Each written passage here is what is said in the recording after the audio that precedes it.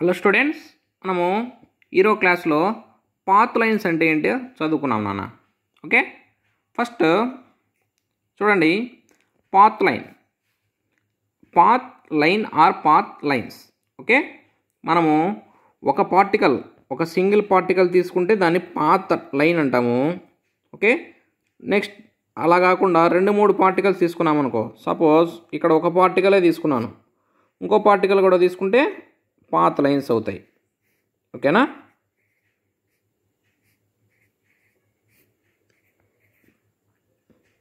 చూడండి, డెఫినేషన్ చూడండి. అసలు పాత్ లైన్ అంటే ఏంటి, అది మనకి ఏం తెలియజేస్తుంది, దానివల్ల ఉపయోగం ఏందో చూద్దాం. It represents the actual path travelled by A fluid particle over a period of time. అంటే పాత్ లైన్ అనేది దేన్ని రిప్రజెంట్ చేస్తుందంటే ఒక ఫ్లూయిడ్ పార్టికల్ యొక్క యాక్చువల్ మూమెంట్ని తెలియజేస్తుంది నాన్న. యాక్చువల్ పాత్ ఆర్ యాక్చువల్ మూమెంట్ని తెలియజేస్తాయి. ఇది travel by A fluid particle. ఒక ఫ్లూయిడ్ పార్టికల్ అనేది ఎలా మూవ్ అవుతుంది, ఓకేనా, ఎలా మూవ్ అవుతుంది, ఏ డైరెక్షన్లో మూవ్ అవుతుందని తెలియజేస్తుంది పాత్ లైన్ అనేది. ఓకేనా? చూడండి next. Path line shows the direction of the velocity of the same fluid particle at successive instant of time. అంటే ఈ పాత్ లైన్ అనేటివి ఏం చూపిస్తాయంటే ఒక ఫ్లూయిడ్ పార్టికల్ యొక్క డైరెక్షన్ ఆఫ్ వెలాసిటీని చూపిస్తాయి. ఓకేనా? Particular instant of time. ఇంతకుముందు స్ట్రీమ్ లైన్ చెప్పినాం. స్ట్రీమ్ లైన్లో ఏం చెప్పినాము, పర్టికులర్ పాయింట్ దగ్గర పర్టికులర్ టైంలోనే అది వెలాసిటీ డైరెక్షన్ని ఇస్తుంది అని చెప్పినాం. కానీ పాత్ లైన్ అనేది అలా కాదు నాన్న. పాత్ లైన్లో అసలు ఇన్స్టెంట్ అనే పదమే ఉండదు, అంటే పర్టికులర్ టైం అనే కాన్సెప్టే ఉండదు. ఓకేనా? పర్టికులర్ టైం అనే కాన్సెప్టే ఉండదు. చూడండి, ఫస్ట్ ఒక పార్టికల్ తీసుకుందాం. ఒక పార్టికల్ టీ అనే టైం దగ్గర స్టార్ట్ అయింది. దీని మూమెంట్ ఇలా వెళ్ళి ఇక్కడ ఎండ్ అయిపోయింది. అంటే పర్టికులర్ పాయింట్ దగ్గర మనకు డైరెక్షన్ ఇవ్వడంలే. ఓకేనా? పర్టికులర్ పాయింట్ దగ్గర ఇవ్వడంలే, పర్టికులర్ టైం దగ్గర ఇవ్వడంలే. సర్టైన్ పీరియడ్లో దాని డైరెక్షన్ అనేది మనకు తెలియజేస్తుంది. ఇక్కడ ఈ టైం దగ్గర దీని డైరెక్షన్ ఇలా ఉంది, ఈ టైం దగ్గర ఆర్ ఈ పాయింట్ దగ్గర ఇలా ఉంది, ఈ పాయింట్ దగ్గర ఇలా ఉంది. ఓకేనా? ఈ విధంగా తెలిపేదాన్ని ఏమంటారంటే పాత్ లైన్ అంటారు. ఓకేనా? ఈ పాత్ లైన్ అనేది చూడండి, ఇంతకుముందు స్ట్రీమ్ లైన్స్ అనేటివి ఇంటర్సెక్ట్ కావు అని చెప్పినాం. కానీ పాత్ లైన్ అనేది ఇంటర్సెక్ట్ అవ్వచ్చు. 2 path lines may get intersect. ఎలా అంటే చూద్దాము. ఎలా అంటే ఇప్పుడు ఇది ఏ అనే పార్టికల్ అన్న, ఇది బి అనే పార్టికల్. ఓకేనా?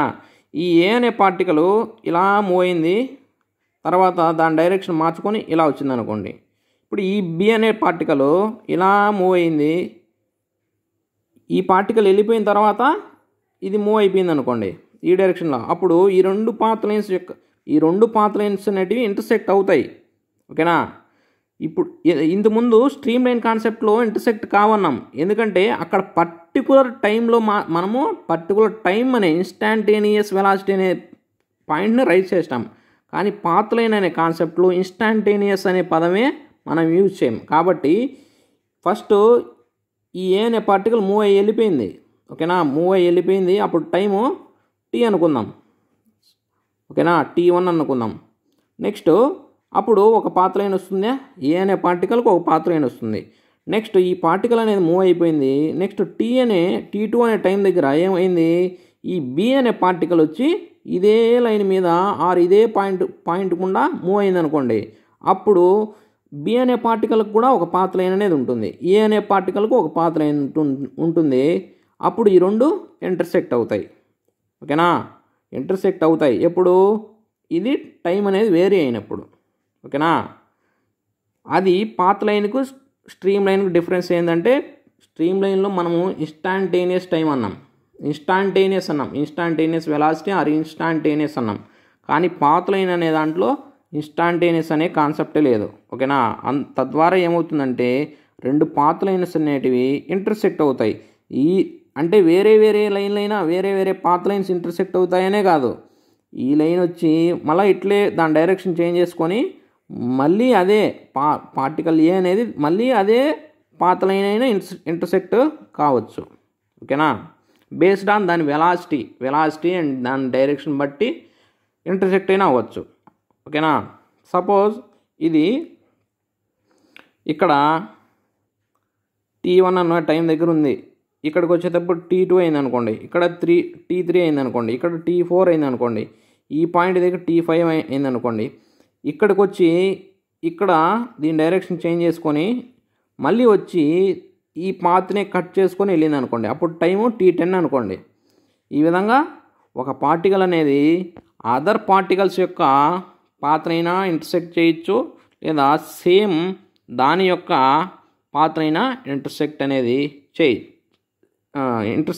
చేయొచ్చు. ఓకేనా.